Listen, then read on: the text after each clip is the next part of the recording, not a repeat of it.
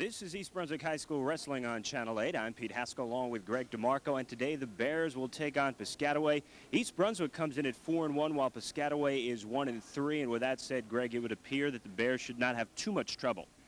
This should be a warm-up for the Bears this afternoon, Pete. Things tend to go in cycles, and right now Piscataway, a long-time wrestling power, is at the bottom of the cycle. East Brunswick's been struggling for 2 years, but this year they're coming back with a vengeance. They're at the top of the cycle, so we expect a quick night. But remember, this is scholastic wrestling. Anything can happen, so we'll see. Keep in mind, Piscataway will have 2 forfeits during the meet today, and that will be a problem for the Chiefs as well. We'll have the start of the match coming up in 1 moment.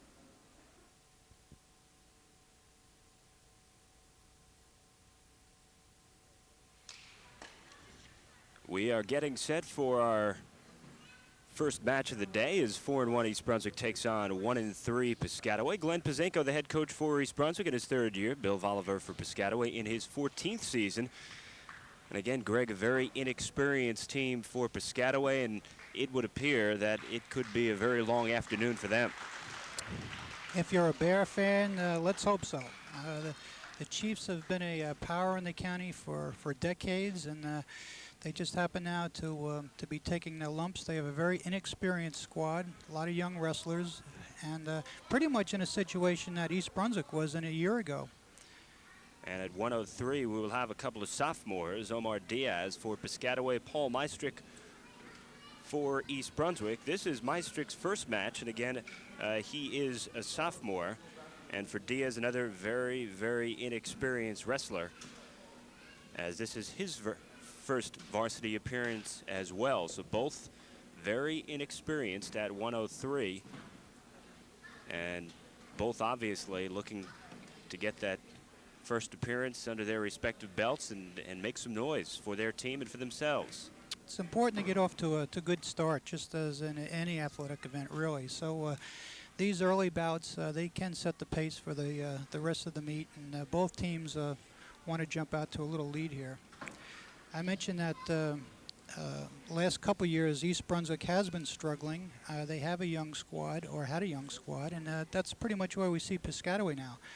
But East Brunswick, the Bears, are coming back with a vengeance here. They are looking real good. They've got a great record, a lot of experienced wrestlers now, and it's a matter of they took their lumps. They paid their dues. So it's great to see that paying off for them. A lot of inexperience on the Piscataway side. Really, the lone wrestlers with experience are Ryan Linder at 171 and Tom Solkowski, the heavyweight. So in the lower weight classes, there could be some problems. We're getting set to get underway. Both wrestlers now looking for an opening here. You see them kind of stalking each other out, maintaining good stance. Piscataway taking a shot and being blocked here effectively by East Brunswick. Paul Meistrick and Omar Diaz. Meistrick for East Brunswick. What we're looking here is for one wrestler to take control of the other. And if you do, that'll be a 2-point takedown. Now, Piscataway got in real deep, but it was defended here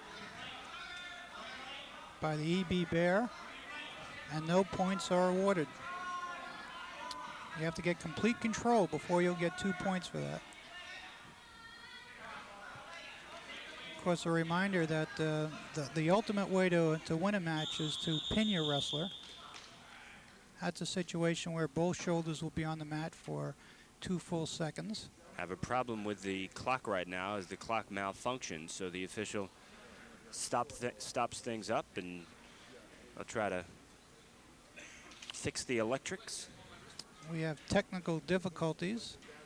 East Brunswick wrestler getting some pointers from an assistant coach, Bill Bevich, who, by the way, himself was a former Bear. In fact, I think here the entire staff all wrestled formerly for East Brunswick. Of course, head coach Glenn Pizenko, runner-up in the state in his senior year.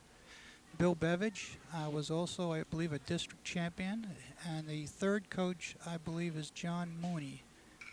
Yeah, we can see a little piece of him there, who also wrestled for East Brunswick many years ago. We have a break as Omar Diaz of Piscataway and Paul Meistrick of East Brunswick were just about halfway through the first period, and the clock malfunctioned. So now they will get going one more time. In the early moments, both seemed a bit tentative, and again, both in their first varsity appearances. Both a little nervous here, Pete. But taking shots, you know, you don't see them backing off from each other. They're both being aggressive, setting each other up. But I'd venture to say we have two very nervous young men here right now.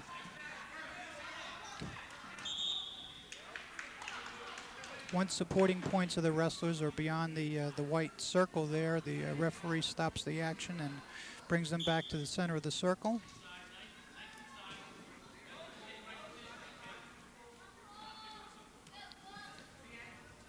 Wrestlers setting each other up.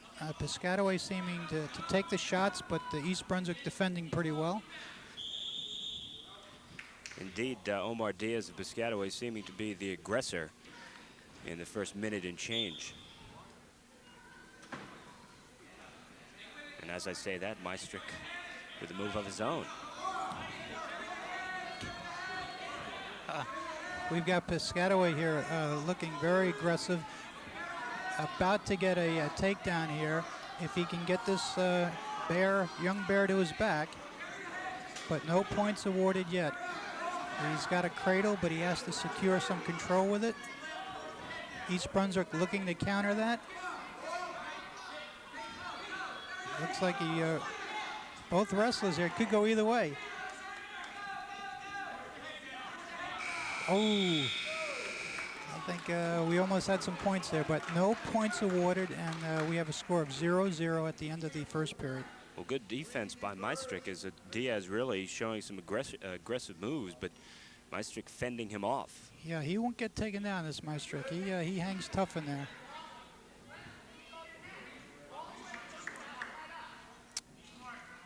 We're at 103, Omar Diaz and Paul Meistrick.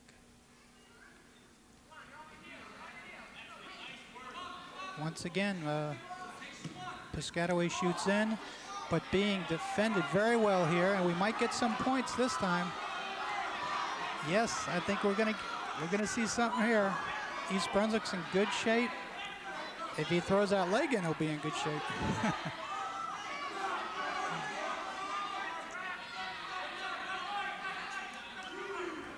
Okay, our first points of the evening here. 2 points takedown for East Brunswick.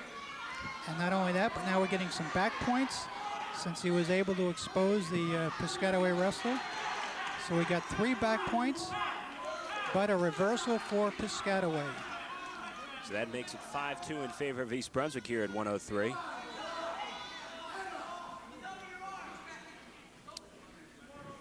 If you get close to pinning your opponent, you can get what's called near fall points or back points. You can get either 2 or 3, depending how long you keep them down there. And East Brunswick was able to come away with 3 back points, the 2 for the takedown, and that accounts for his 5 points.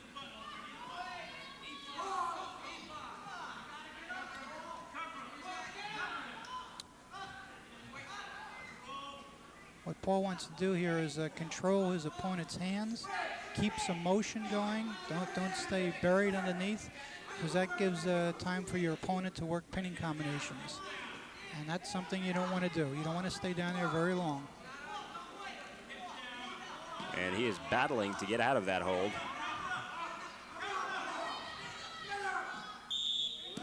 I must say, for 2 first-time varsity wrestlers here, these boys are having a good account of themselves. And again, both are sophomores. 13 seconds remaining in the second period.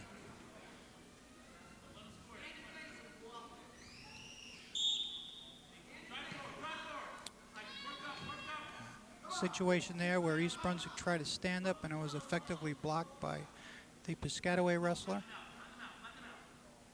1 second. So 2 periods down, and East Brunswick with a 5-2 edge. Paul Meistrick over Omar Diaz.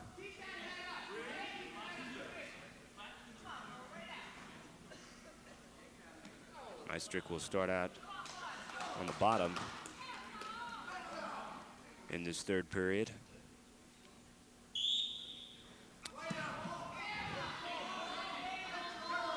Once again, you see that attempted stand-up, but Piscataway for the second time was able to block it.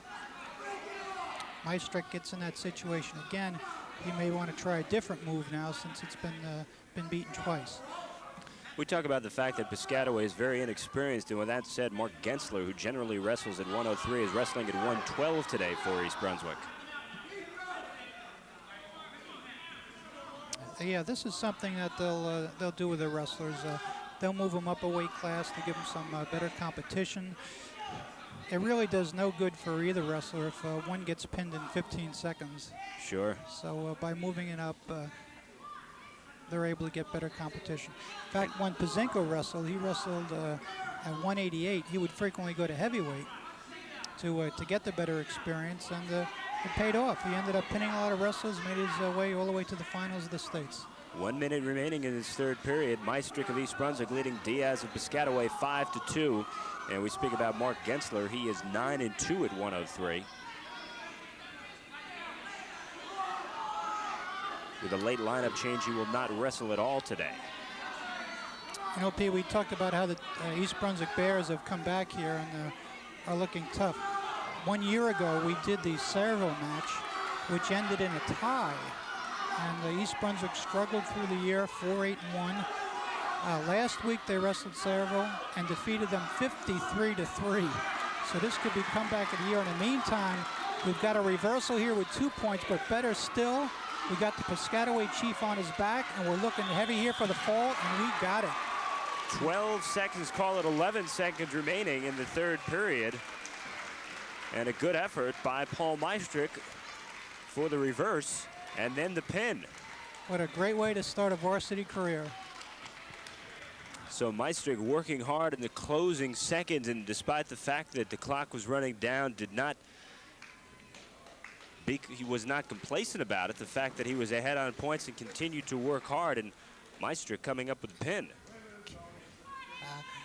That certainly paid off now. East Brunswick comes up with 16 points now for that pin or fall, so they're off to a good start, and we've just launched Meistrick's career here now. He's a sophomore. He's got a lot of good wrestling years left, and he went off to a good start. Fantastic. Now, originally, Mark Gensler, who goes at 103, was to go at 112, but with a late change, it'll be Alex Yasinich, who will go instead at 112, and he'll face Jerry Zamanowitz, who is a junior. Yasinich is a junior as well, and this is his first varsity match.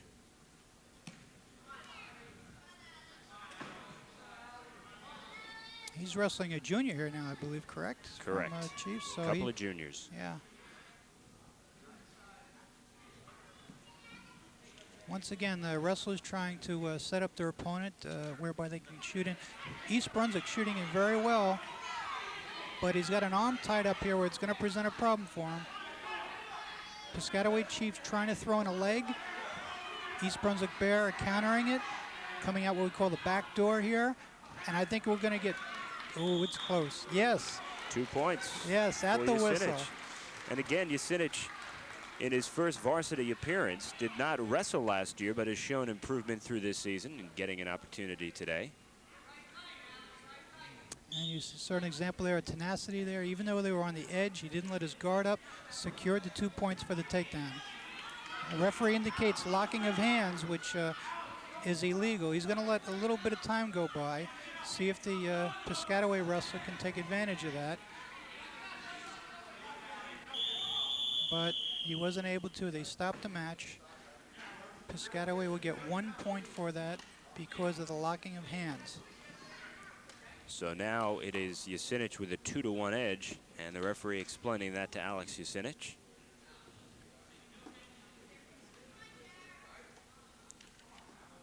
That's one thing we mentioned about Paul Meistrick's pin. One thing that Glenn Piscataway says is that this team, nobody on the team ever gives up and continues to go until the buzzer sounds. Their last 3 bouts, 3 meets, they've only lost like 3 bouts, which is incredible. Now we have a reversal here by Piscataway. That's 2 points for that.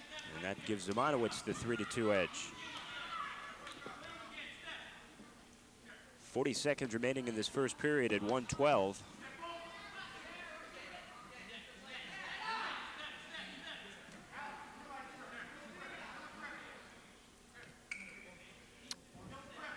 East Brunswick looking to free his hands here so that he can effectively use some escapes and reverses, but Piscataway has other ideas here.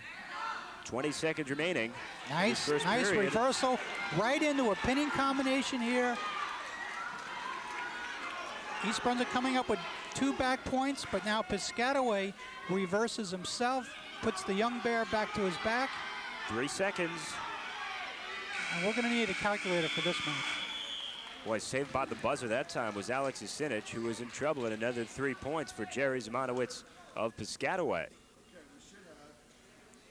The referee working on the score here. I think, Pete, this is going to be a high-scoring bout here. Both wrestlers being very aggressive and not showing up with a whole host of points. Referee trying to explain and sort out this situation. A lot of action in the closing 30 or 40 seconds of the first period. We have an experienced referee here. This is Ron Granari. He's been officiating for many, many years and a very competent official. And he is working hard for his money already, breaking a sweat in the first couple of bouts. And both coaches agreeing to the score, and they're ready to start up again. So the score is Piscataway 8-6. Jerry Zamanowicz with a lead over Alex Yasinich as we go to the second period at 112. East Brunswick came up with a pin at 103. Paul Meistrick pinning Omar Diaz. Now let's see, first move's very important. Looks like East Brunswick blocked Piscataway's initial move. Working on a 2-on-1. We've got a lot of action here yet. 2-point reversal there.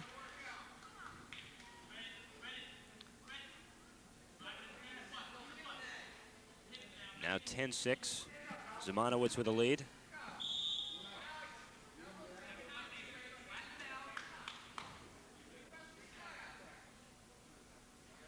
.135 remaining in the second period.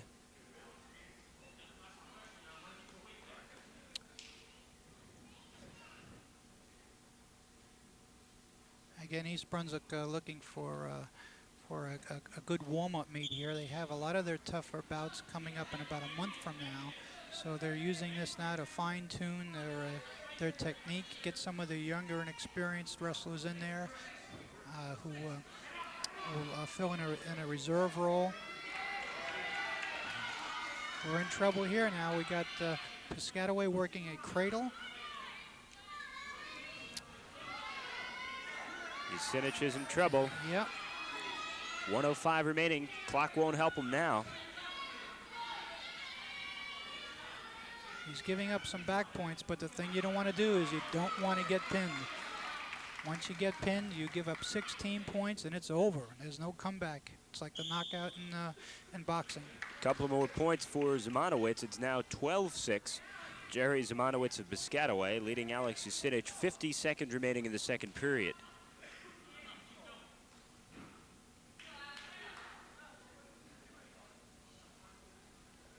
And Yasinich again will find himself on the bottom.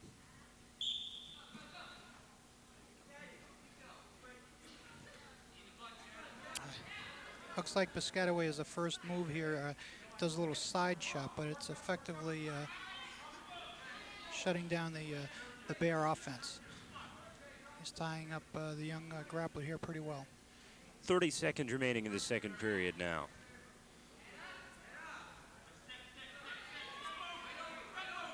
Zamanowicz working hard to get Yasinich on his back. 15 seconds in the second. You see the referee counting there now. If 5 seconds. Piscataway holds him there for 2 seconds, he'll get 2 points, but 5 or more seconds, and he will get, as indicated, 3 back points. So Zamanowicz now in complete command of this match. 15-6 now. Zamanowicz leading as we begin the start of the third period. At the end of each of the first 2 periods, Usinich really on the verge of being pinned and was saved both times.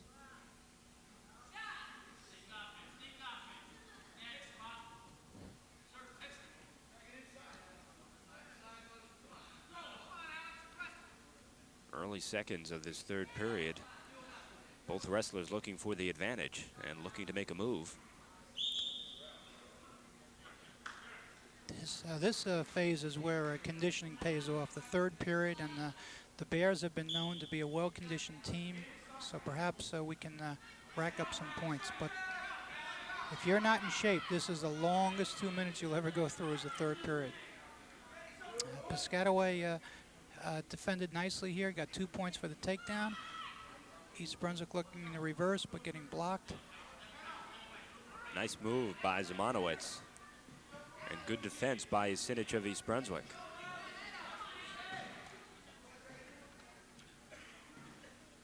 One minute to go in this third period. Piscataway 17-6. Zemanowicz over Usinich. First varsity match for Usinich. Couple more points now for Jerry Zemanowicz. That'll make it 19-6 with 40 seconds remaining in this third period.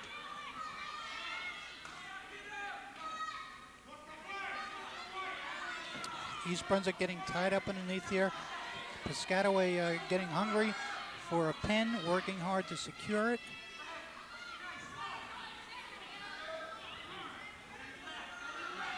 .20 seconds in the third.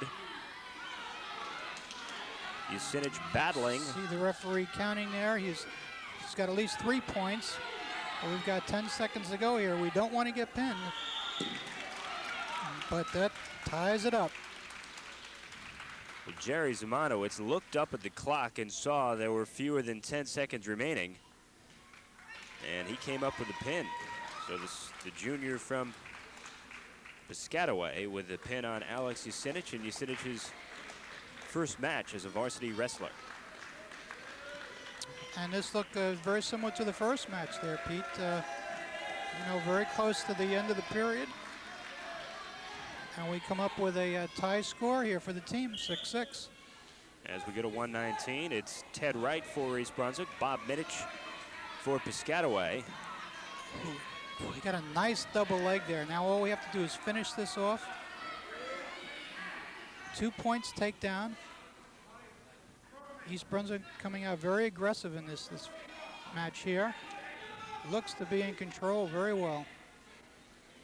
Wright is a sophomore for East Brunswick, and Minich is a sophomore for Piscataway. And this match starting a little bit more quickly than the match at 112.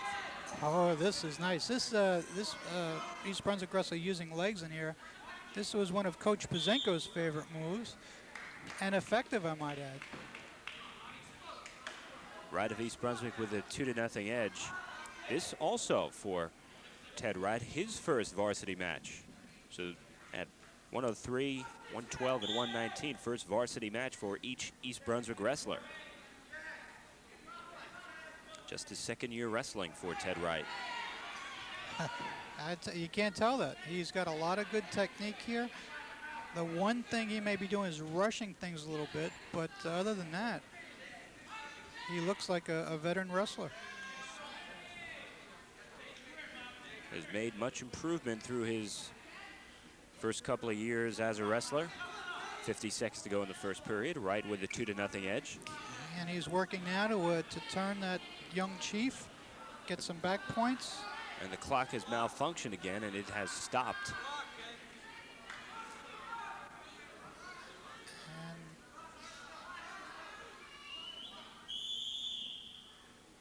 And we are experiencing technical difficulties again. Problems with the clock. Looked like it shorted out and it put up a score of 73-3, which is obviously not the case. Somebody perhaps may have kicked loose a wire. We are at 119. Ted Wright for East Brunswick and Bob Minich for Piscataway. Paul Meistrick of East Brunswick with a pin of Omar Diaz at 103, and then Jerry Zemanowicz with a pin of Alex Usinich of East Brunswick at 112. So it is 6 apiece for the teams as we are at 119. Minich and Wright taking a breather now while they try to fix the clock and determine what went wrong, why and where. P, while we have this break here, I'd like to once again talk about East Brunswick's rise to the top here. We mentioned they tied Sayreville last year, came back to beat them 53-3 just a week ago. In addition, I believe South River beat them last year.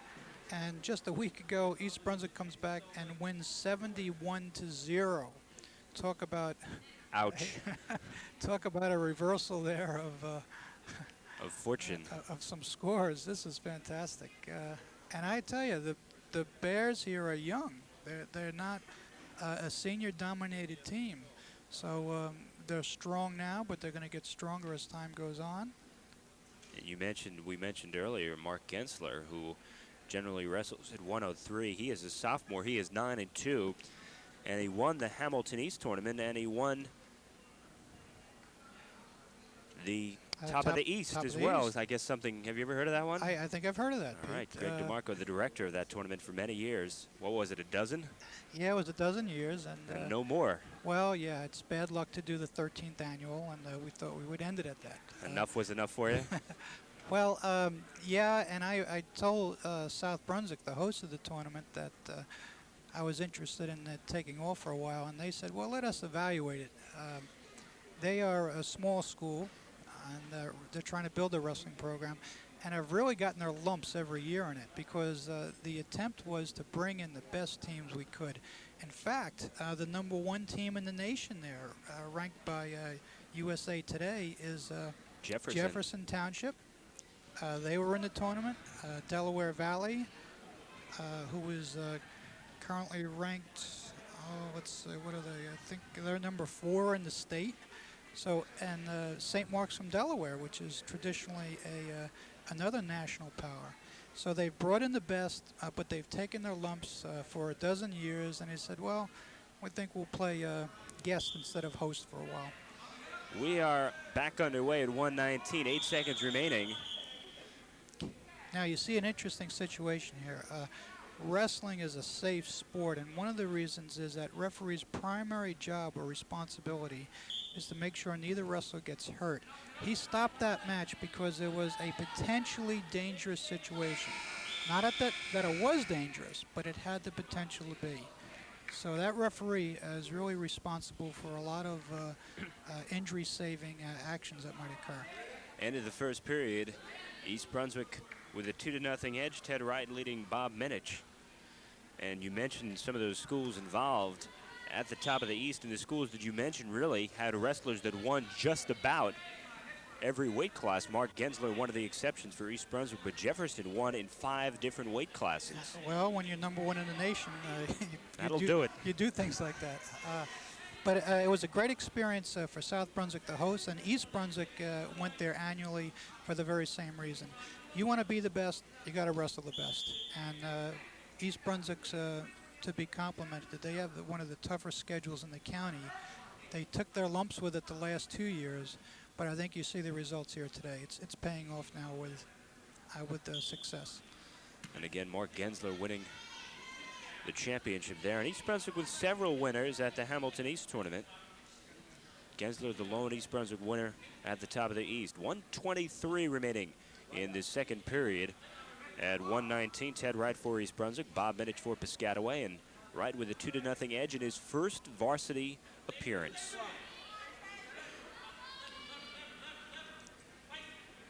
We got good motion here, but where we're lacking is the hand control. If we get that hand free, we'll be in good shape, and we are right at the edge there. 2 points reversal. Nice move. So right now with a 4-0 edge, less than a minute remaining in the second. The third consecutive East Brunswick wrestler in his first varsity match. Working an armbar now, a move we call the gable. Wants to keep churning his legs there and possibly turn his opponent or stack him up. What exactly is the gable? Is that Dan Gable? That's named after my hero in wrestling, Dan Gable, former Olympic champion, coach at Iowa. And that's this move Gable used quite frequently in his high school and collegiate career. Less than 15 seconds now in the second period, right with a 4-0 edge for East Brunswick. 5 seconds now. Looks like both wrestlers may be tiring a little bit here.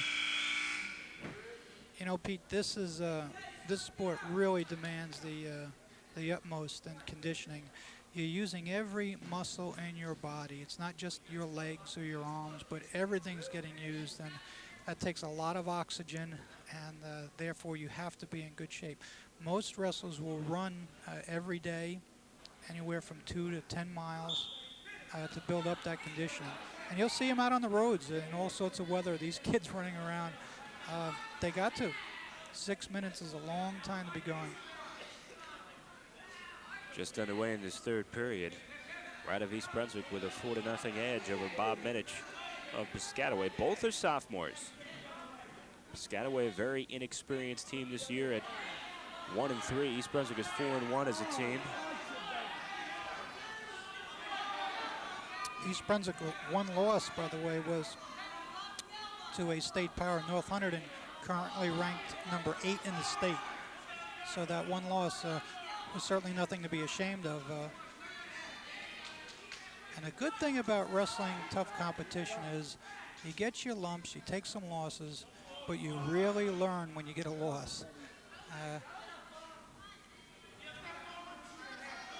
And Wright looking to put Minich on his back. And he's going to do it. I think he's going to do it here. He's got his opponent tied up real well. He's got a lot of time left. He has a lot of control here. I think the Piscataway wrestler's tiring. We just got to work this half Nelson a little bit better. Now the call there is a stalemate. The referee felt that neither wrestler could improve their position, so he stops the match, and now they're going to start over again. Seemed as if Minich really was just trying to hang on for dear life. As you mentioned, it seemed as if he were tiring. Okay, he's got a burst of energy here. Effectively blocked by East Brunswick. 30 seconds remaining. But you see a situation here, the East Brunswick wrestler using his legs. This is called leg wrestling. It's not enough just to use your arms, but you want to use your legs as well. 15 seconds. Wright still working and hoping to get a pin of Bob Minich. Piscataway just doesn't want to be turned here, but it looks like it's going to be close. 3 seconds, and it's not going to make it. A 4-0 win for Ted Wright over Bob Minich.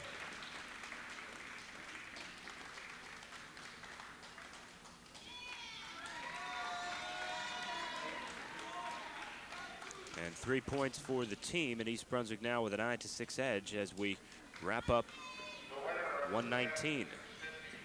125 is going to be a forfeit,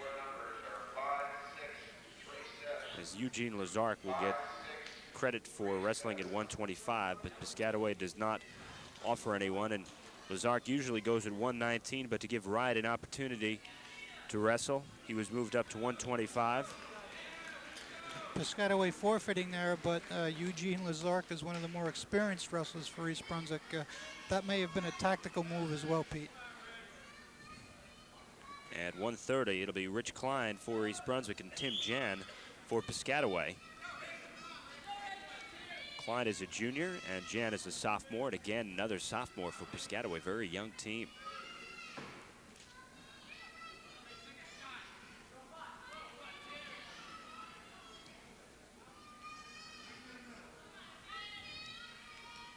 Both wrestlers here just trying to get the early edge. Yeah, that's the whole point of the strategy here, Pete. A wrestler has to decide, does he go in right away and try to take his best shot, or does he feel his opponent out, see where the weaknesses and strengths are before going on the offensive? So it may look like they're just pushing and pulling each other, but really it's a test of the other opponent's defenses and strengths. And again, Klein moving up. He usually wrestles at 125, but is going at 130 today. His record on the season is 7-5. 7-5 record a little bit misleading. He has lost to some good people along the way. Yeah, for example, the top of the East tournament, you can meet 3 or 4 good wrestlers in just one day, and that can account for a good number of losses. And he did go to the championship at the top of the East. Actually, I should say at the Hamilton East, he went to the championship and lost in the championship round to Greg Knox of Petty.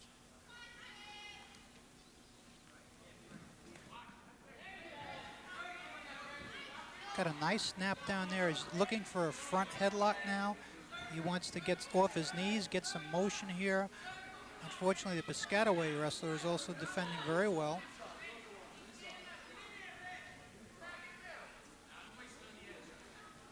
East Brunswick leading this meet 15-6 as we're at 1:30. 30 seconds remaining, and we are scoreless. Rich Klein for East Brunswick and Tim Jan for Piscataway.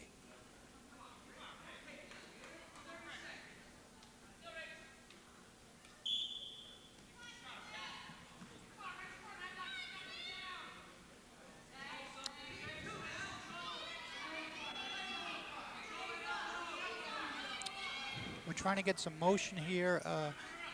East Brunswick wrestler trying to move this Piscataway boy around. But both wrestlers are very good defenders. And now we've got some action here. East Brunswick in good shape if he can finish the move. There's no total control yet, so there's no points awarded. We just ran out of time now. We just ran out of time. Another 2 seconds and we might have gotten a takedown. So still no score after the first period. Rich Klein and Tim Jan. Klein for East Brunswick and Jan for Piscataway. When a wrestler moves to a different weight class and moves up, does it change the dynamics in any way of what he wants to do? Because oftentimes he may be going up someone who is a little bit heavier than he is. Good question. Good question. It's more a psychological thing, though, Pete. A 5-pound weight difference is not a lot. But psychologically, a wrestler says, "Oh, I'm moving up a full weight class," and that's where it gets tough. But physically, it's really not that much of a change. Not more of a leverage thing or anything like that? No, 5 pounds is really nothing. In fact, many wrestlers will lose 5 pounds in practice. Sure. Just underway, period number 2 at 1:30. We did get a caution for a false start on East Brunswick, and we want to avoid that next time, otherwise we'll give up a point.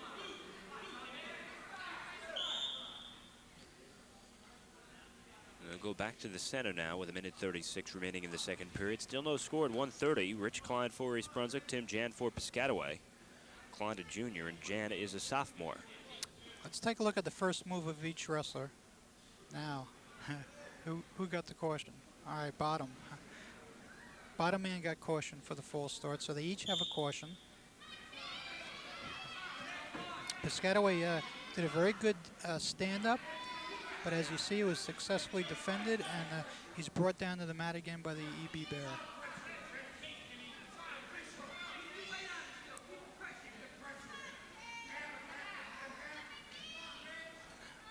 We're looking to work here a pinning combination, looking either to hook that elbow there or the half. But we can't seem to make up our mind as to which one's available. The Piscataway wrestler knows the option, so he doesn't want to give either one. Tim Jan on the bottom, 50 seconds remaining in this second period, and Rich Klein trying to make something happen.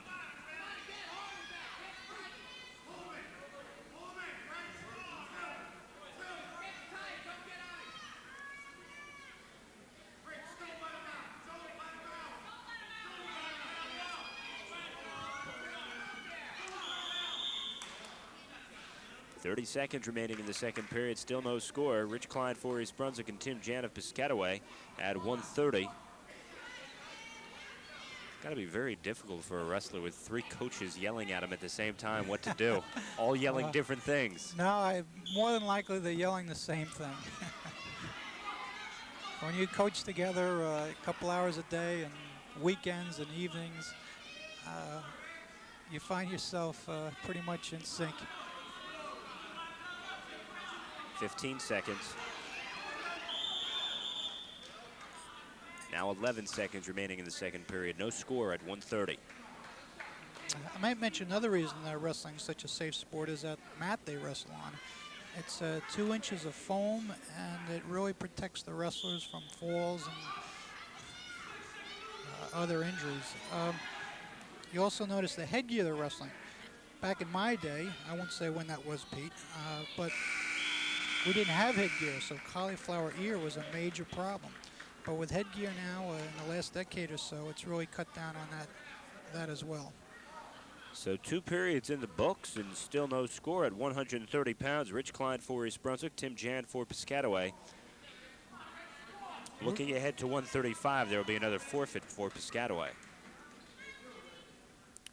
We're going to see some points here, Pete. Both wrestlers are on the verge of securing points, either running out of time or running out of mat. Somebody's going to score here.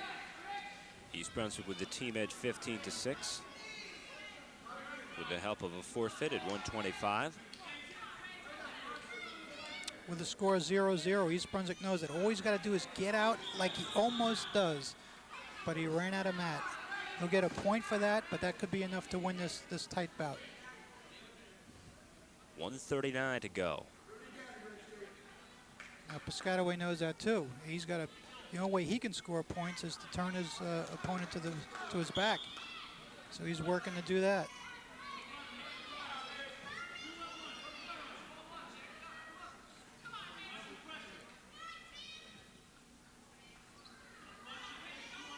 East Brunswick working up to his base, get his knees under him. Looks like he's coming up now for a stand-up. He's got to watch the edge, and as both wrestlers step out of bounds, that's it. They have to start over. 1:19 remaining. Third period at 130 pounds. Klein for East Brunswick and Jan for Piscataway. Looks like Piscataway is just hanging on here. Doesn't appear to be working too much for the fall. Once again, East Brunswick getting up but being driven out of bounds. Now there's 1:04 remaining on the clock. And really, neither wrestler giving the other an opportunity to do a heck of a lot. Yeah, it's close though. East Brunswick is, I think, the closer of the two in terms of almost scoring points. What we got to do now is get up to our base, work our hands free, and get some motion. It's going to be hard to score points for East Brunswick when you're on your belly like that. 45 seconds remaining, no score. Third period You is see 1:30. now, working up to our feet, and oh, we are so close, so close. If you could give points for an effort, we'd have a 10-0 lead, but they don't. 41 seconds remaining, and Klein still looking to make something happen, come up with at least 1 point. And almost again being driven out of bounds. 38 seconds. Tim Jan, the sophomore, working hard for Piscataway. Rich Klein working for East Brunswick.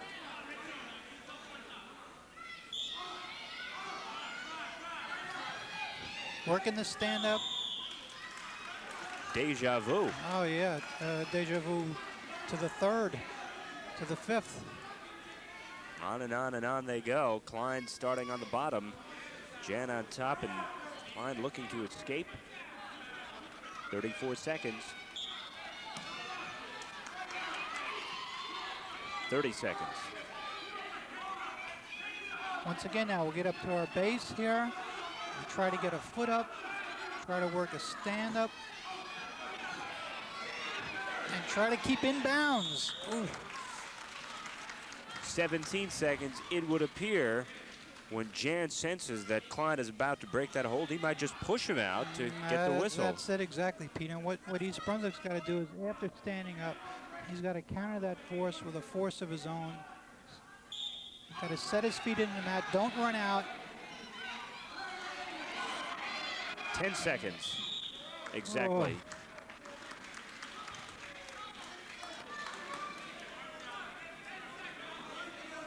you can see East Brunswick's hungry to score some points there. And it seems like Piscataway is just happy to hang on. But we don't have any points from either wrestler, so this could be a tie. May end that way with 10 seconds remaining. It's going to find out real soon here, Pete. Okay, we got 5 seconds to go here, and come on. Almost. 2 seconds.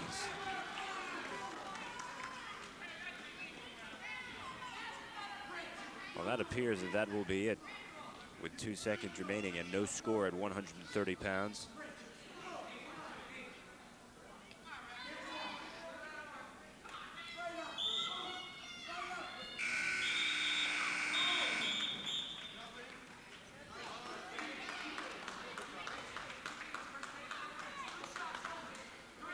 So they go to overtime. I guess this is really where the conditioning comes in. Pete, I love this. Back in my day, it ended in a tie. Each wrestler got 2 team points. But now they go to sudden death. The first wrestler to score a point in a 2-minute period is going to be the winner. And you talk about conditioning paying off, this is it right here. They start standing on their feet. Oh, no. As luck would have it, the Chiefs scores a 2-point takedown. And he walks away with the victory. Great effort by Rich Klein. It was. He really worked hard. He didn't stop. If he can work on finishing off his moves a little bit more, he's going to be a much better wrestler for it. So that's what he's got to do. He's got to go back to the gym there and work on his technique a little bit more and improve himself. But then again, keep in mind that Klein usually wrestles at 125, but he was wrestling up at 130. Yep. And we just had a forfeit win there by East Brunswick. And the credit will go to Todd Meyer as we go to 140. Andy Meistrick for East Brunswick and Anthony Olson for Piscataway.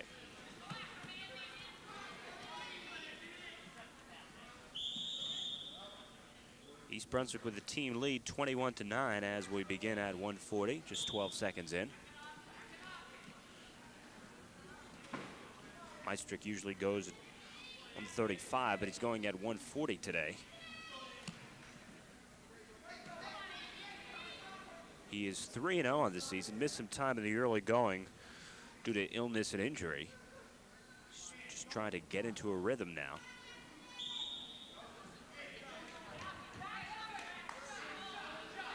He's a veteran. He's been around a bit as one of the more experienced wrestlers. Oh, nice shot there.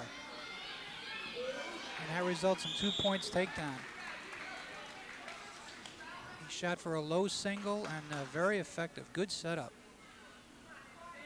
And Meistrick's brother, Paul, came up with a pin in his first varsity match at 103 to start things off. Jerry Zamanowitz for Piscataway with a pin of Alex Usinich at 112. Ted Wright of East Brunswick took it at 119. Eugene Lazar took the forfeit for East Brunswick at 125. Tim Jan won in overtime over Rich Klein at 130. Todd Meyer took the forfeit for East Brunswick at 135, and here we are at 140. 21-9, East Brunswick leading.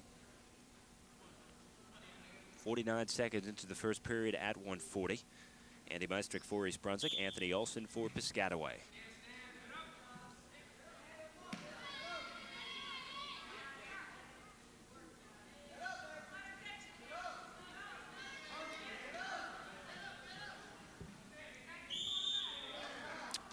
Looks like here, Pete, East Brunswick is in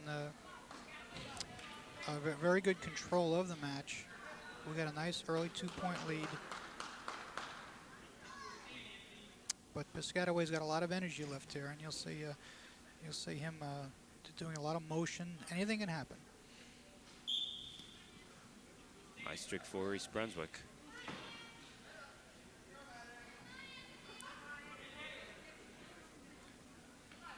You might notice, Pete, when they start the period here in this up-down position, the top wrestler has the option of starting from either the left side or the right side.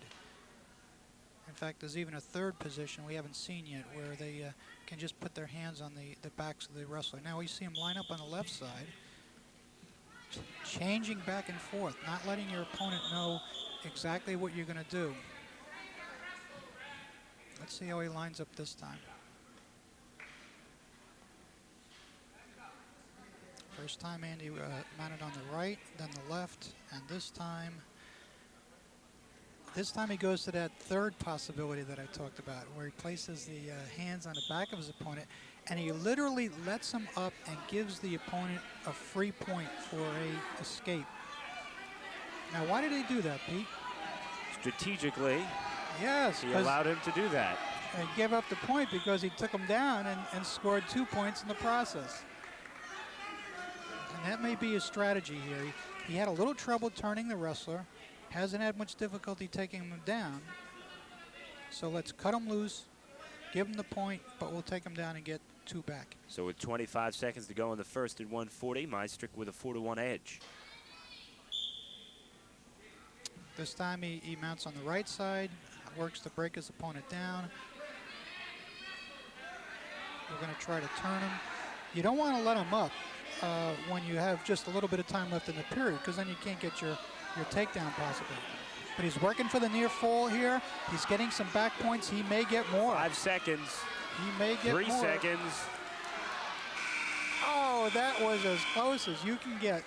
Anthony Olsen just escaping, but 3 points for Andy Maastricht to close out the first period. So Maastricht now with a 7-1 lead. Yeah, Andy's doing a fine job here. He's getting takedowns and back points. He's doing real well. Now they're starting in neutral position. Maastricht's got 2 takedowns to his credit, and let's add 1 more. So 2 more points. Maastricht with a 9-1 lead, just underway second period at 140 pounds.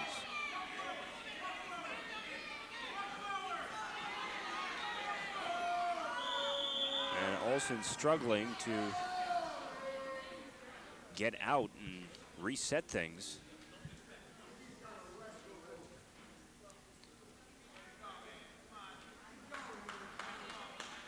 .143 to go in the second. East Brunswick leading Piscataway 21-9 overall. Bears are 4-1 in the season. Chiefs come in at 1-3.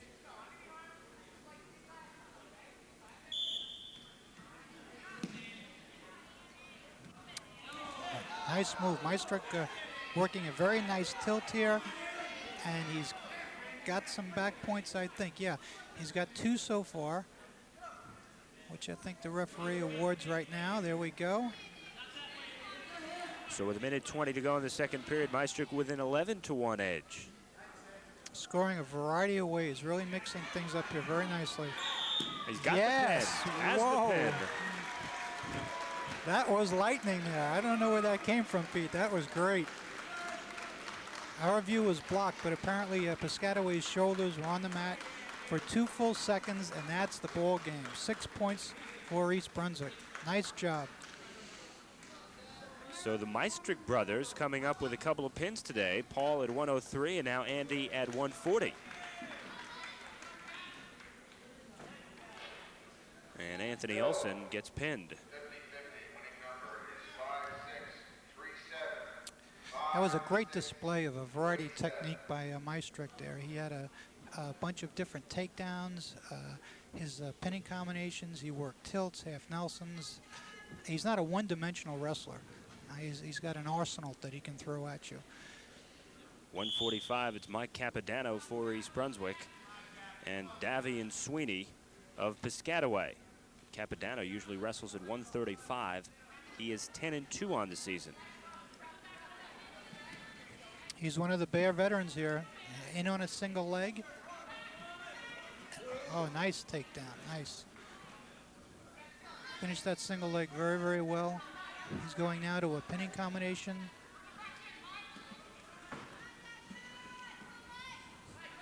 Capodanno last year a district champ at 130 and was second in the GMC. He is going at 145 today. He's a veteran. He's been around. Earlier this year at the Hamilton East tournament, he was a runner-up at 135. So he's really moving up. Let's also mention that Jeff Aguilera, who usually wrestles at 130 or even 135, is sitting out today. He's 11-1 on the season. An East Brunswick Votech student who needs to sit in order to qualify for the regionals. Yeah, he has too many matches, and there is a limit before you get to the regionals as to how many you can wrestle. So they'll pull him out against a weaker opponent, put in a JV wrestler or move somebody up, and it's a good move. It's everybody makes out that way. And again, we see Capodanno allowing Sweeney to get out of a hole and pick up a point. So with 52 seconds remaining in the first, Capodanno with a 2-1 lead. He looks very good on his feet, Capodanno. Good stance. He knows where he is, where his opponent is. Let's see what takedown he can effectively work here. Looked for a snap down. It was a setup. He went in on a single leg. Working now to finish that single leg to secure the 2 points that he does now. So nice. Capodanno now with 4 points to Sweeney's 1. Working here now, possibly a Navy ride if he gets his hand free. 20 seconds to go in the first period. Capodanno in command.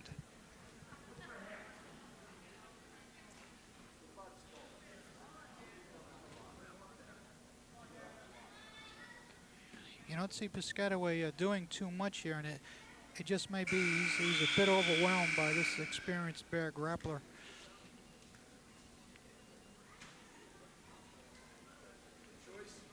Capodanno, who usually wrestles at 135, going at 145 today, and still in command against Davian Sweeney.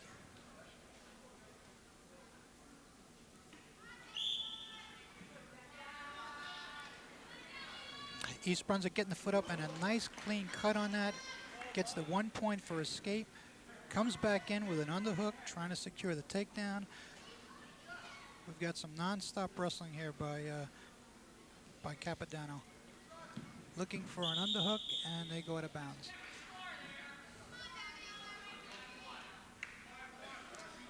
And head coach Glenn Pazinko of East Brunswick says that Capodanno could be the most technically sound wrestler on his squad. Capodanno with a 5-1 lead. We're seeing that here, Pete. He's made no mistakes.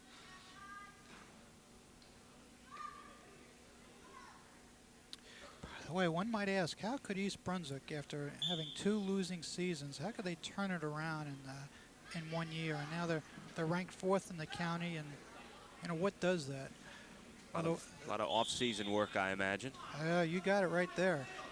Most of these EB Bears have paid their dues in the weight room and out-of-season tournaments. In fact, one of our favorite saying is summer tournaments make winter champions.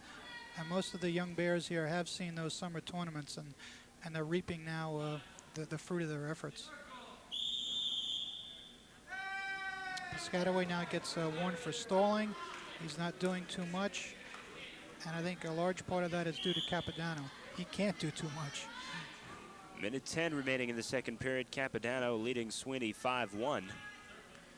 East Brunswick as a team leading Piscataway 27-9 as we're at 145 pounds. See Capodanno taking a variety of shots here. Both wrestles out of bounds. We bring them to the center and they start over again.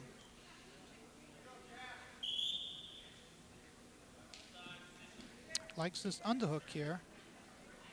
Uses it as a setup. Drops in for a double. East Brunswick really has a lot of balance from top to bottom. Yes, that's one of their strengths. They really don't have a weak link. They've got a veteran wrestler to fill each of those 13 slots.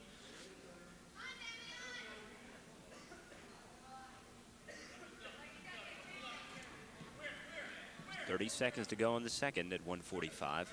Oh, look for a knee tap. Comes up. Puts his opponent to his back right away. So he's got the 2 points near fall. Working out. Oh. And wrestler's out of bounds there. We need a bigger circle here, Pete. Can we do that? Capodanno certainly had him in trouble. 18 seconds to go in the second. Capodanno now leading 7-1. In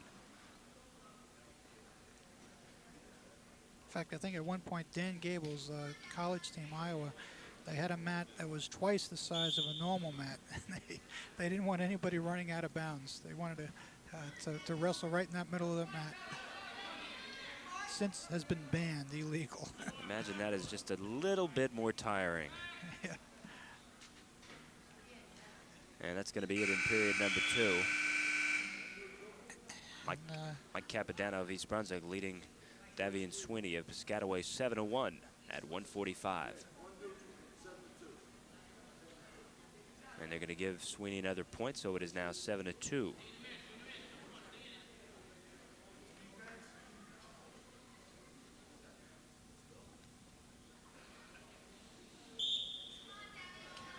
Now he works the first move, tries to get a foot up to get that stand-up going.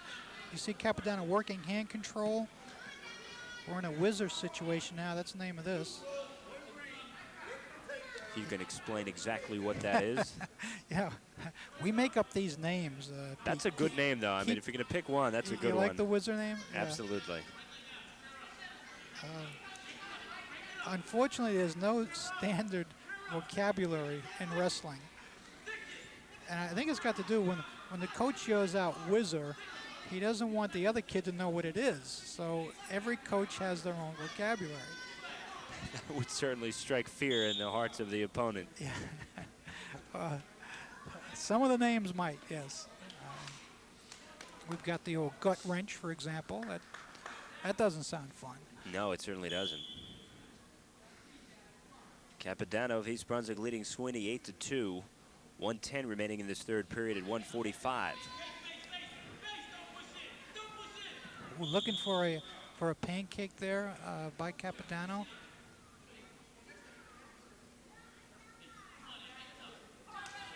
And that whistle blows. He gets right on the attack here, and he's nice and steady. You see him working setups. This is frequently neglected by many younger wrestlers. They don't do a setup. They'll take their shot straight in, and they might as well telegraph it, write a letter to their opponent. Here I come, look out. Okay, coming in here for double underhook by Piscataway.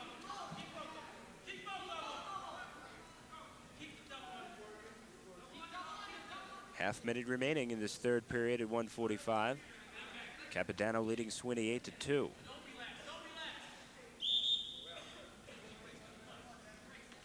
.25 seconds to go.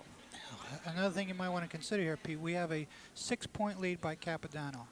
But if he can decision this wrestler by 8 points,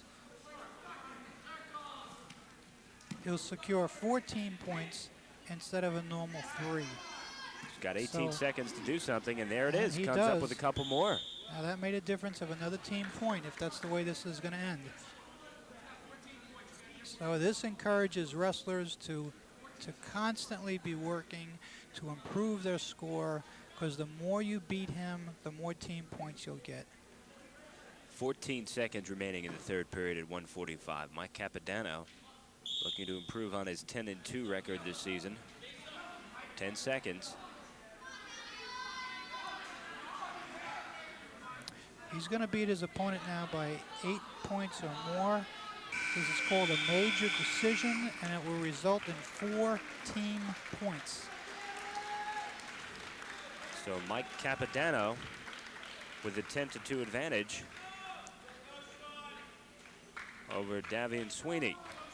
And at 1:52, it'll be Sean Daly for East Brunswick and Dave Corson for Piscataway.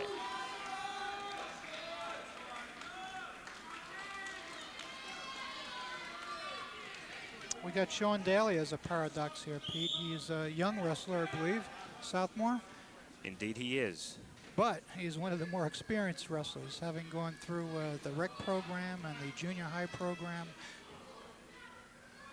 Even though he's only just a sophomore, he's seen his fair share of wrestling mats. Daly is 9-3 on the season and Considered one of the better pinners on this squad for East Oh, Brunswick. nice spin behind. Of those 9 victories, 8 have come by pin. Wow, that is, that's quite a record there.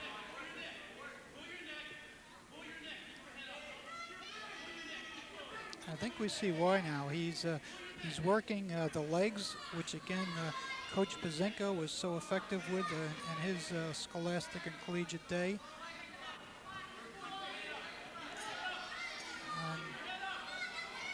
We have Daly now really cranking on this arm to turn his opponent. 50 seconds remaining. Daly with a 2-0 edge. You see the style here again called leg wrestling. Theory being your legs are stronger than your arms, so if you can use them effectively, it's one more weapon you can add to your arsenal of technique. 30 seconds remaining. And Corson, a sophomore, trying to escape for Piscataway. Daly not allowing him to. 15 seconds. Oh yes, we're gonna work a cradle here. Puts the head in the side. Daly working real hard to get some back points. He's got just a few seconds to secure it. He's got to make sure he doesn't rush that too much. As much as you want to pin your opponent, you can't get sloppy. You can't rush things. So at the end of one period, Daly of East Brunswick with a 2-0 edge over Corson of Piscataway.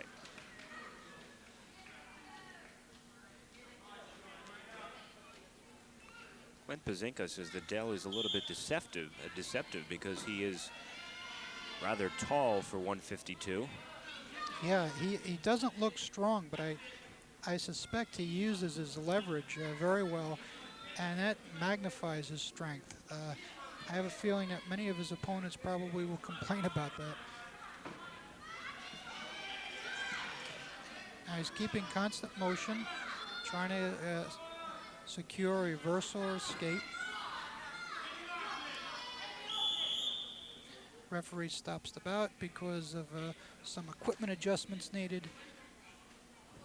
Daly will have to adjust his headgear.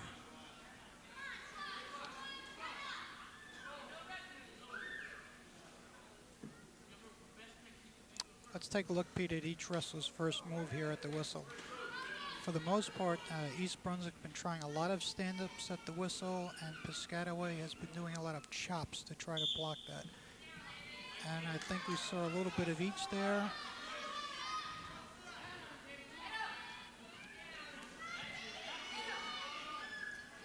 Piscataway controlling top position here pretty well. Daly having a little bit of difficulty, but managing motion, movement. 1:05 to go in the second. Daly with a 2-0 lead.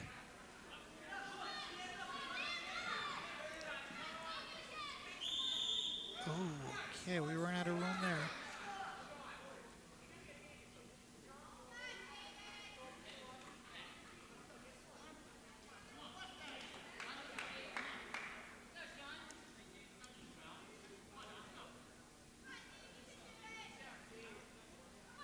Daly will start now in the down position.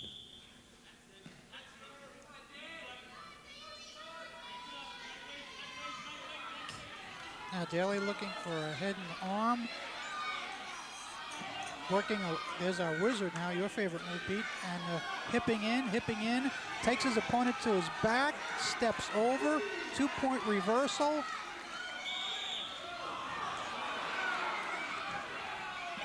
Okay, but we got our reversal here, I believe.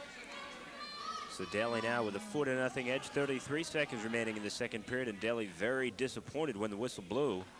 Now he gets a chance to do something about that disappointment. He's on top. He's going to look to turn this wrestler.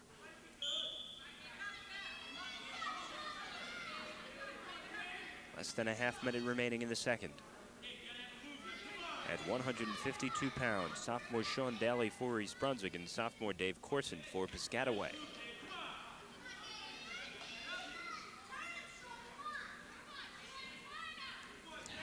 All right, the Bear working another pinning combination. This is called a ball and chain. 7 seconds. Take notes, Pete. They're going to quiz you on this a little later. Pulls his opponent in bounds, throws it into a cradle, but again runs out of bounds. You can quiz me, but I will respectfully ask that you don't demonstrate. Oh, okay. All right. That's fair.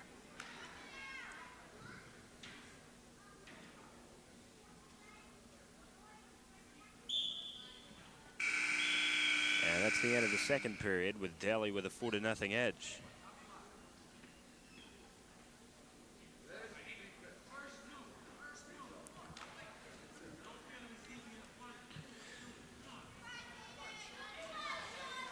The old ball and chain, huh? Yeah, the old ball and chain, yes.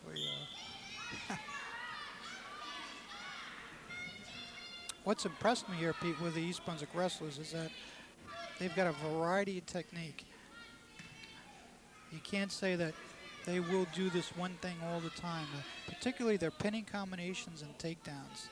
They seem to have a variety of technique that they can use, and they have been all afternoon long here. Daly traditionally does very well in the third period. Never gives up. Never stops working.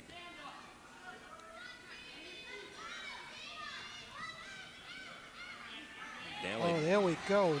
Oh, nice move. Takes his opponent to the back. I think we're going to have another fall here. Corson struggling. Oh, yes. Daly's got this guy tied up, and there we go. Lightning strikes. His 9th pin of the season? That's right. Fantastic. Fantastic. Sean Daly, we just mentioned that he is strong in the third and never gives up, and he comes up with his 10th win and his 9th pin among the leaders in the GMC, if not the leader. Dave Corson goes down to defeat 108 in the third. East Brunswick now with a team lead of 37-9. We go to 160. Josh Zuckerman for East Brunswick and Jamil Abdullah for Piscataway. Zuckerman is 9-2 on the season. He is a junior. Oh, nice underhook to ankle pick there. Yes. Secures the 2 points takedown. Good technique.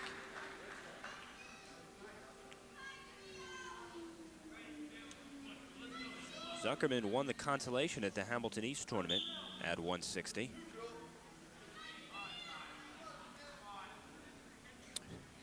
He deliberately lets his opponent up. Says, here, go ahead, take that 1 point, because I think I'm going to take you down. Now, that's great, Pete, if you do take him down. But if, on the other hand, your opponent takes you down, then that kind of strategy can backfire. Zuckerman, a junior, and Abdullah, just a sophomore. Another young Piscataway wrestler who comes up with a couple of points. And we got that situation we just talked about now. 3-2 score. Zuckerman now is working now to get out. Had a little flaw in his technique there. Gave up that takedown. Working hard here to escape. Looking for a switch. Looking for that switch a little bit more. Didn't get it. Pulls the leg in, trying to finish what effectively is a single leg, and does. 2 points reversal. Throws legs in right away. Now, I like to see that. A lot of time after they get a takedown, they'll stop wrestling and kind of pause and think about that little minor victory. But he went right to a pinning combination, and that's an experienced wrestler. Less than 30 seconds remaining first period. Zuckerman with a 4-3 edge over Abdullah in the first period at 160 pounds. East Brunswick in command, 37-9 as a team. 10 seconds. And Pete, with just 4 bouts left, that pretty much has clinched East Brunswick's 5th victory of the season here. So even if they were to meet with disaster for the next couple bouts, they're assured a victory. Those quick math skills that you're working on. Oh, math teacher, Pete. Yeah. And it shows. Oh, yes. Okay, Zuckerman now working for a tilt here, which is a good way to gather some points. Very hard to pin, but buzzer prevented any further action there. So Zuckerman with a 4-3 lead after one period at 160. Paul Meistrick of East Brunswick with a pin at 103. Jerry Zamanowitz of Piscataway a pin at 112. Ted Wright won a decision at 119 for East Brunswick. Eugene Lazark took the forfeit for East Brunswick at 125. Tim Jan in overtime over Rich Klein at 130 for Piscataway. Todd Meyer of East Brunswick took the forfeit at 135. Andy Meistrick of East Brunswick a pin at 140. Mike Capodanno for East Brunswick at 145. A 10-2 decision over Davian Sweeney, and Sean Daly of East Brunswick with a pin at 152. We're now at 160. Josh Zuckerman and Jamil Abdullah.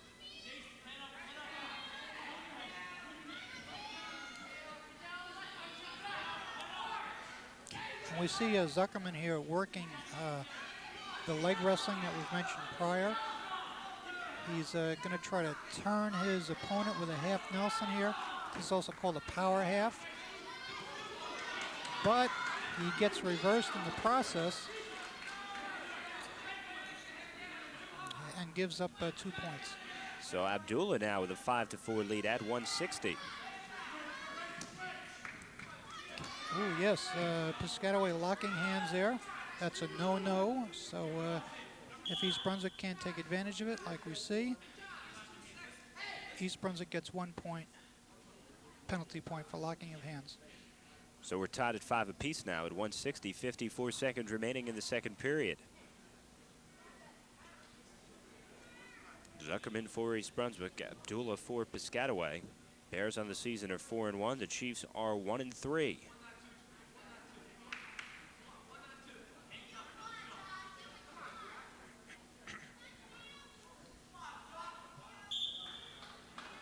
Zuckerman in the down position.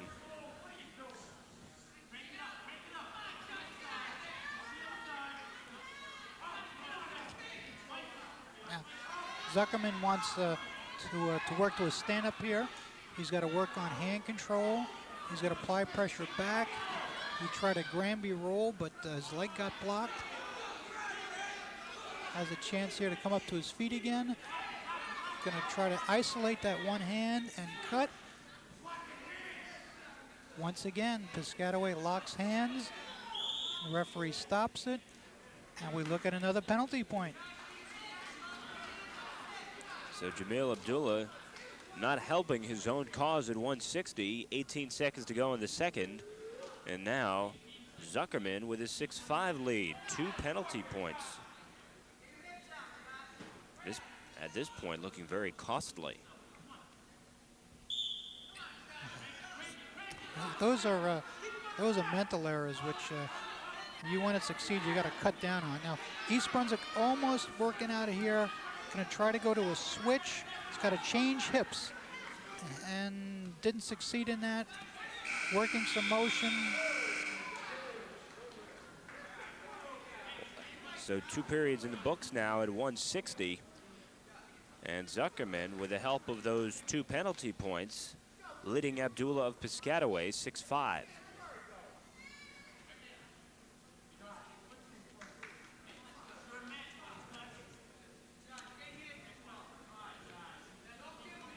Pete Haskell and Greg DeMarco bringing you the action on Channel 8, East Brunswick High School Wrestling. Bears with the 37-9 team lead as we go into period number 3 at 160 pounds. I think Zuckerman's getting his second win here, Pete. He's working real well. Looks like Piscataway's tiring. He's trying now to secure a takedown. There's that whizzer, which he's blocking effectively by bringing his hand up off his opponent's waist. Actually, he's in pretty good shape here. Referee looking very cautiously on, making sure nothing potentially dangerous occurs, and he just saw something, so before anything, any injury occur, he stops the bout and they will start over. 35 seconds into this third period, Zuckerman of East Brunswick with a 6-5 lead over Jamil Abdullah, the sophomore from Piscataway. Start out in the neutral position.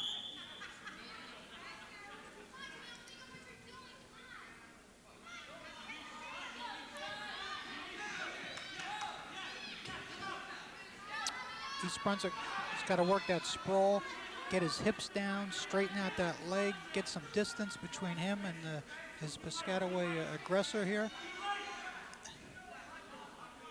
You see him working to drop his hips, get those legs back, and the referee now calls a stalemate, believing each wrestler could not improve their position. 57 seconds to go in the third. East Brunswick's Zuckerman with a 7-5 edge.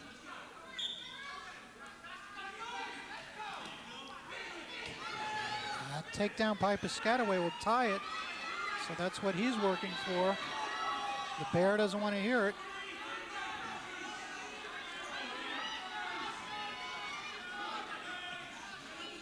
East Brunswick here.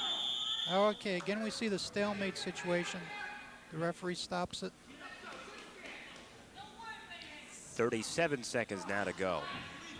Now when you see that break in the action, both wrestlers are looking at the score, seeing how much time is left, checking with the coaches to see if there's any instructions to be given. So it's not really an idle moment.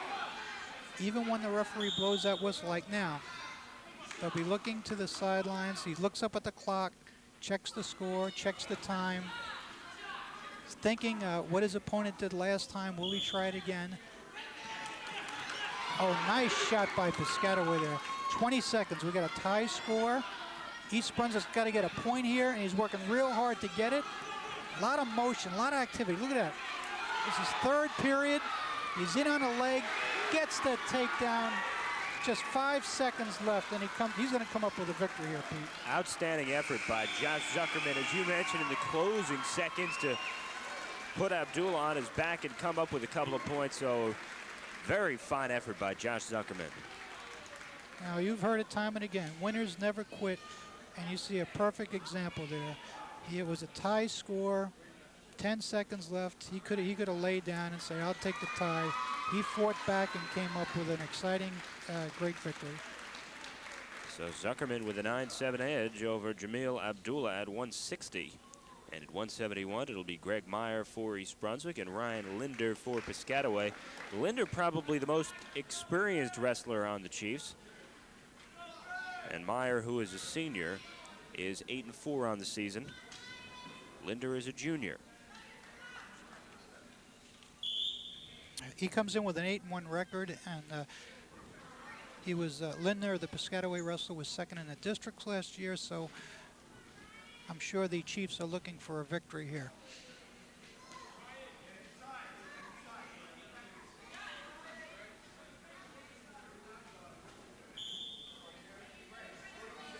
East Brunswick now with a 40-9 team lead as we are at 171.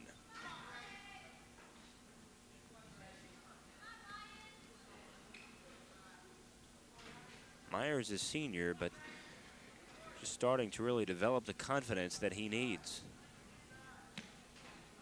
Worked very hard this summer. And again, he is 8-4 this season. East Brunswick's put a nice streak here. They've won the last 5 bouts in a row, and looking to continue that now.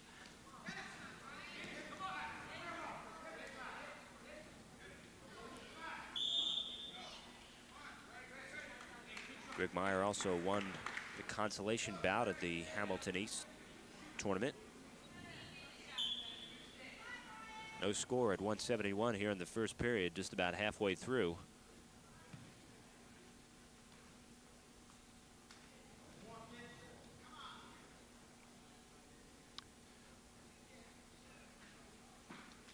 East Brunswick in complete command this afternoon. Piscataway now in on a single leg. East Brunswick trying to counter it with that whizzer, but a little bit too late. We're down by 2 points now. The Chief in a position to get some back points here. Linder hoping to get a pin. Yeah. Referee counting that off now, so Piscataway is short of a couple back points. 20 seconds. East Brunswick are working to keep up that at least one shoulder. Both of them have to be down in order to get pinned here, but in bad shape now. 10 seconds. And that's going to be it.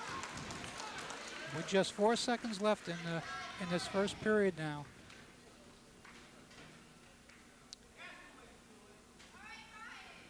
This is probably their best wrestler for Piscataway here. Ryan Linder with a pin for Piscataway over Greg Meyer of East Brunswick. And Linder really showed that experience. And East Brunswick now leads overall 40-15. We go to 189. Ken Molina for East Brunswick, a junior, and Ed Roebuck, a sophomore for Piscataway.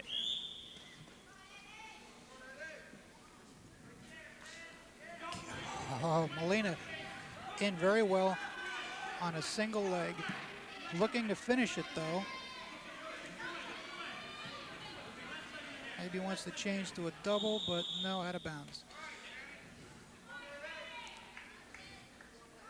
Now last year, Molina wrestled as a heavyweight and was outweighed by a considerable margin in most of his bouts and really took his lumps last year. This year he is 6-5. Good single leg, changed off to a double. Gonna get 2 points for the takedown. Immediately goes to a pinning combination. That's good wrestling.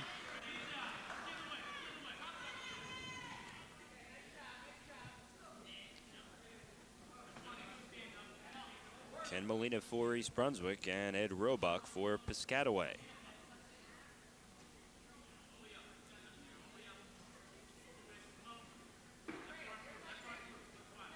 Midway through this first period, Molina with a 2-0 edge over Roebuck.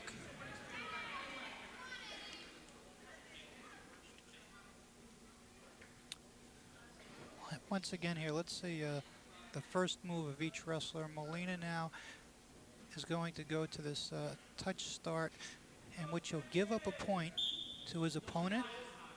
Scores 2-1, but now will work to take that opponent down. So wants to get some motion here going. 45 seconds to go in the first period. Molina with a 2-1 edge. He's been working a snap down to a single. Let's see if he can do that again here.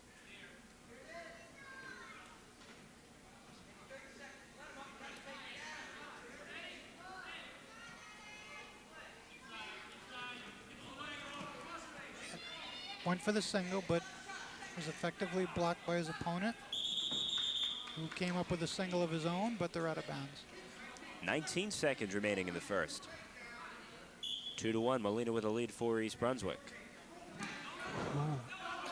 Trapped in very nicely there. He came up with a single leg. Looked like it started out as a fireman's carry. But he's got to get his opponent to the mat before he gets any points. None awarded. And you can see Molina needs to fix his headgear as the top portion of that headgear came down over his eyes. That would pose a problem, I imagine. Yes, wrestling without your vision can be tough. But I might add, they do have a number of blind wrestlers who do compete in the sport, and they have a unique start there. In this neutral position, they begin touching. They touch hands, and then when the referee blows the whistle, they start the bout. One period down, Molina with a 2-1 edge over Ed Roebuck of Piscataway. Molina put in a lot of time during the spring and summer at various tournaments. By the way, one of the biggest, Pete, is the Old Bridge Wrestling Festival held each summer. We drew nearly 1,500 wrestlers from about 12 different states. It's become almost a national event now. And we look forward to continuing that again this year. Roebuck comes up with a point. Molina's pretty tough on his feet now, and that's where he's got to get some points. 2-2, 15 seconds into the second period.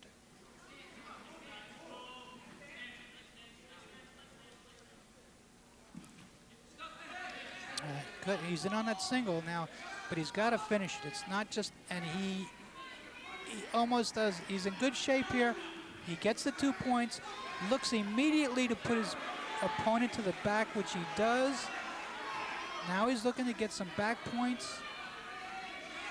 Circling around, gonna pick up on the head here now. Brings his opponent over. You see the referee counting. I don't think he counted enough though. We'll see here. Because it looks like Piscataway now comes to his stomach. But Molina working in a half Nelson. Looks like he's got trouble with his headgear again. And the referee did award the 2 points near fall. Well, the official tried to help Molina out by moving the top of that strap from in front of his eyes, but when he moved it up, it became unclasped. Yeah.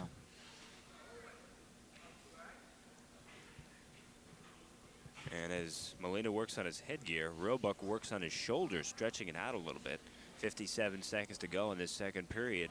Ken Molina with a 6-2 lead over Ed Roebuck of Piscataway. East Brunswick with the team edge, 40-15.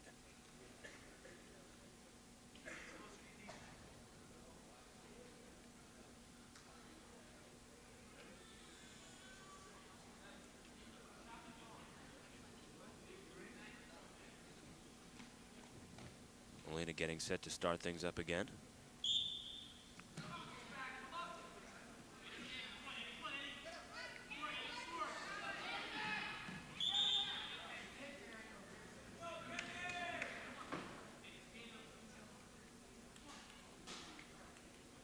.49 seconds to go in the second period. Ken Molina of East Brunswick with a 6-2 edge at 189 pounds.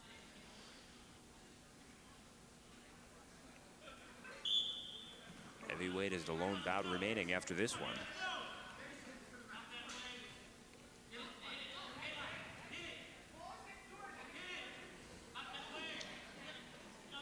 Good effort by Roebuck, but couldn't make it count.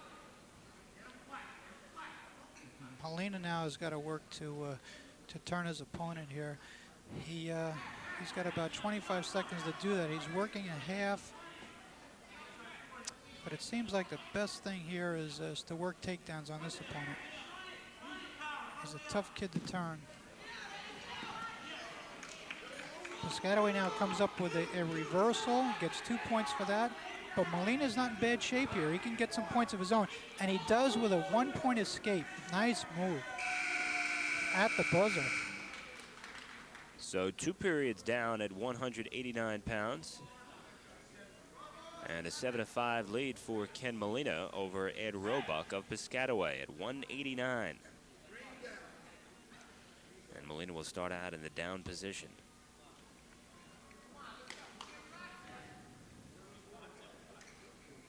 This meet, Pete, is turning out to be a warm-up for East Brunswick. The next match, J.P. Stevens next week, as well as St. Joe's, that they should also prove to be, I like to use the word pushover, but they're not going to be much competition. But then on the 27th, South Plainfield, which will be away, they are ranked number 2 in the county, and Madison Central, they're ranked number 3.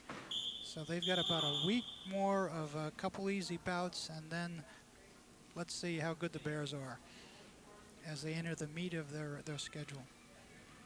That'll be followed by the Greater Middlesex County Tournament, and the following week after that, North Bergen, and then Cedar Ridge, which I believe we will also televise.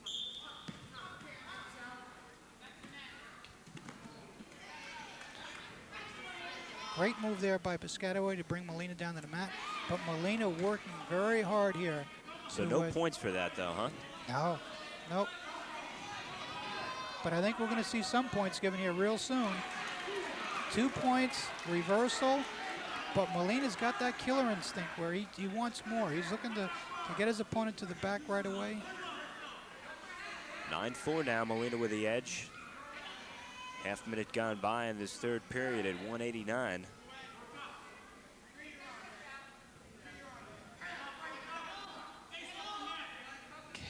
Okay, sinking in a nice half Nelson here. Piscataway, though, fights that off. So we go to the other side with another half Nelson. We switch to the other side and out of bounds. 1 minute to go in the third. East Brunswick. Molina with a 9-4 edge over Ed Roebuck of Piscataway.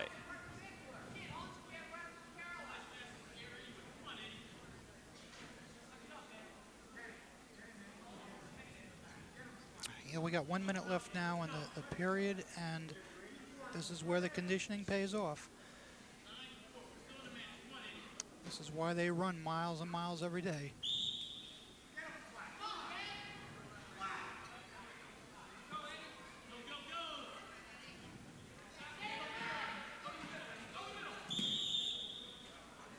.49 seconds now remaining in the third.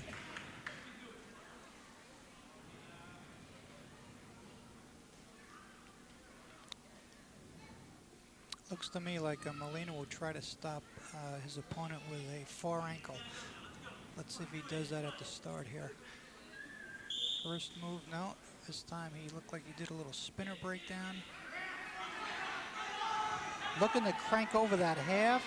He can feel it now. He's going to bring his opponent over. He wants to get that fall, get 6 points for his team. You see the referee counting. He's got to get his leg out, which he does. He's in good shape here right now. 25 seconds in the third.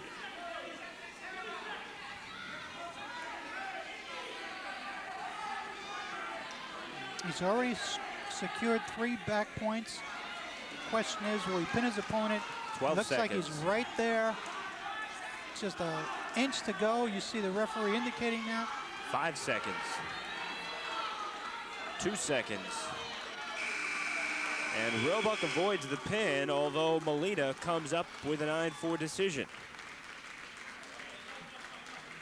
Yeah, well, I think now, let's see. That ended up 12-4, I think, and as a result, he picked up 14 points for East Brunswick. All right, that is correct then. Those final 3 back points made it 12-4, and now we are at 44-15 as we go to the heavyweight. Ben Leibowitz for East Brunswick and Tom Solkowski for Piscataway.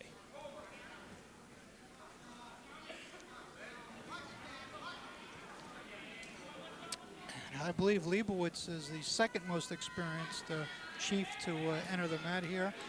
The Piscataway Grapplers got a 6-3 record. And I'm sure they're looking to narrow and conclude this 44 to 15 point lead that East Brunswick has. Now Leibowitz for East Brunswick weighs in at about 195, and Solkowski goes about 212 or so. So Leibowitz giving up quite a few pounds. He is 2-7 on the season, and part of that is due to the fact that he is outweighed by a great margin on many occasions. By the way, Pete, years ago, there was no limit on the heavyweight class. So when you talk about being outweighed, back just a few years ago, you could be outweighed by 75, 80 pounds, and that wasn't too much of a rare occurrence. That happened somewhat frequently.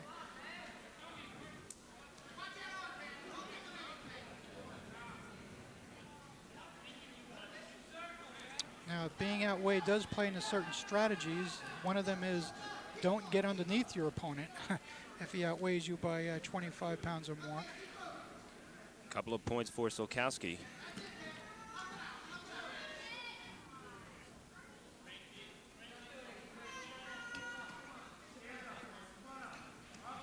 East Brunswick Grappler now wants to not stay underneath.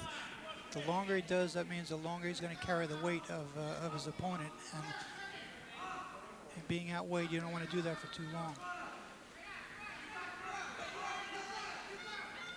2-0, Solkowski with a lead. 20 seconds remaining in this first period at the heavyweight class. East Brunswick in a position to work a switch here if he can change hips.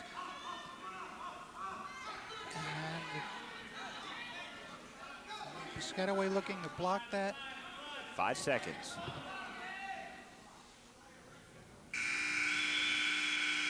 So Solkowski with a 2-0 edge after the first period. And Leibowitz, again, weighing about 195, has done a good job of keeping it close through many of his matches, but in the latter stages, being outweighed by as much as he has been hurt late.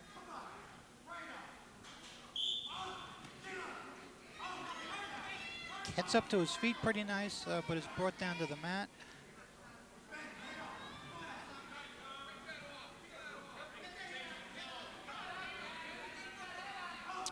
By the way, Pete, the plight of heavyweights is you're the last to wrestle. And tonight, this afternoon, it doesn't make that much of a difference, but when it's a tie score or your team is losing by a point, talk about pressure. It'll prepare you for anything in life. Okay, looking for the switch, but gives it up and comes away with 1 point escape. So Sokowski now with a 2-1 edge. Minute 12 remaining in the second period.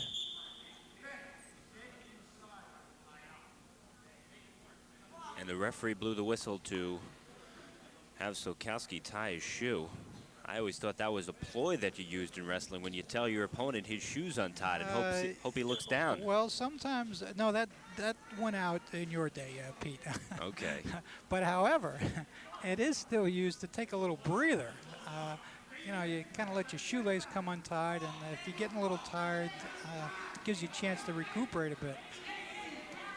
Did that work for you, by the way, that technique? No. No, never did, huh? Nope. Worth a shot, though, I always felt.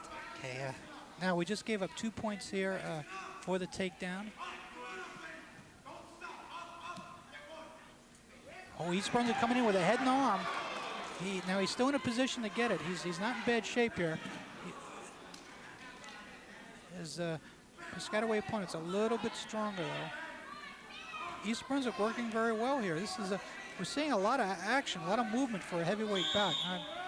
We're all glad to see that. 20 seconds remaining, and again, Leibowitz giving away about close to 20 pounds to Sokowski.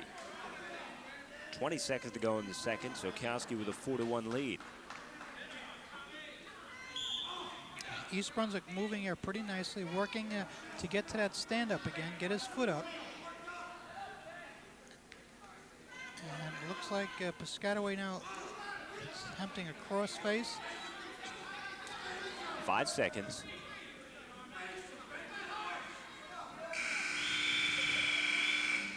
So 2 periods down, and Sokowski hanging on to that 4-1 edge of the heavyweight class. East Brunswick, though, with the victory this afternoon, leading 44-15 in team points.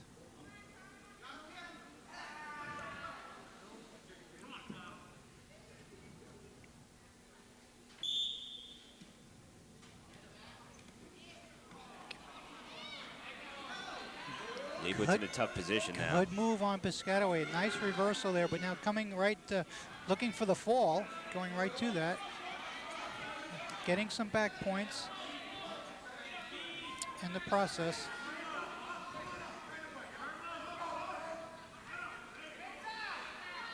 East Brunswick now on the feet, looking for a head and arm, hoping not only to get a reversal, but back points and getting very close to it, but being defended off by his rival here.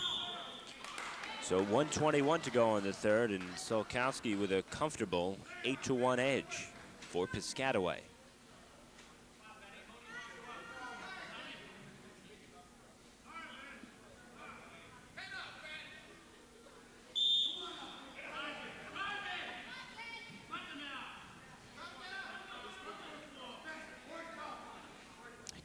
East Brunswick coming back up to his knees, looking to get that foot up.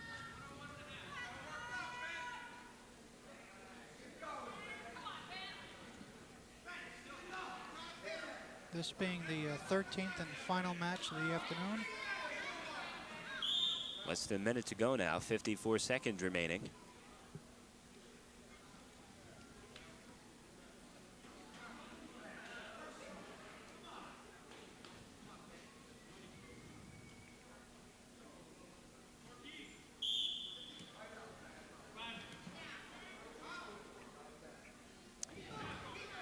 East Brunswick looking to to get away from that far ankle breakdown, which he did. Now we're going to try to work a switch here. And got to keep good motion, good movement. You got a bigger guy on your back. You don't want to stop for a minute. Less than 30 seconds now. So Kowski trying to turn Leibowitz.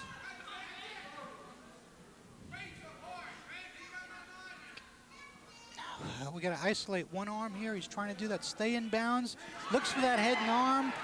He's been close to getting this 3 times now.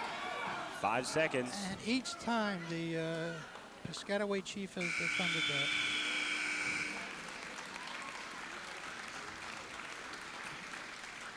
And that's the end of the bout there. 8-1. Tom Sokowski with a victory for Piscataway over Ben Leibowitz.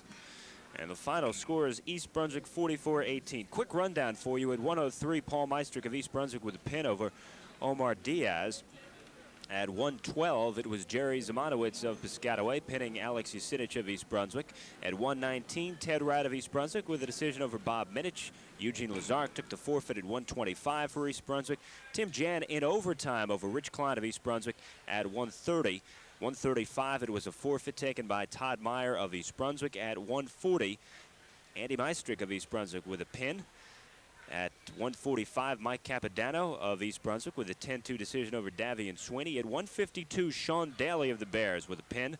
At 160, Josh Zuckerman with a 9-7 decision in the closing seconds over Jamil Abdullah. At 171, Ryan Linder of Piscataway with a pin of Greg Meyer of East Brunswick. At 189, Ken Molina with a 12-4 edge over Ed Roebuck. And at the heavyweight, it was Tom Sokowski with an 8-1 win over Ben Leibowitz. And obviously, Greg, East Brunswick with a very solid performance in this 44-18 victory over Piscataway. Yeah, Pete, the Bears are back.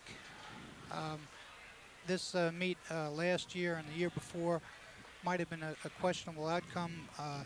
The predictions of tonight, though, came out to be as East Brunswick moves into the heart or the middle of its schedule now.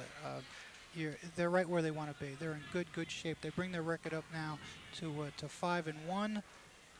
They have 2 opponents coming up, and then they'll meet South Plainfield, Madison Central, and they're going to be competitive. So again, the final score, East Brunswick downing Piscataway 44-18 in wrestling. Bears improve to 5-1 on the season. The Chiefs fall to 1-4. Our thanks to our technical crew, Peter Canamessa, Peter Balsamo, and Scott White. For Greg DeMarco, I'm Pete Haskell saying thanks for joining us on Channel 8.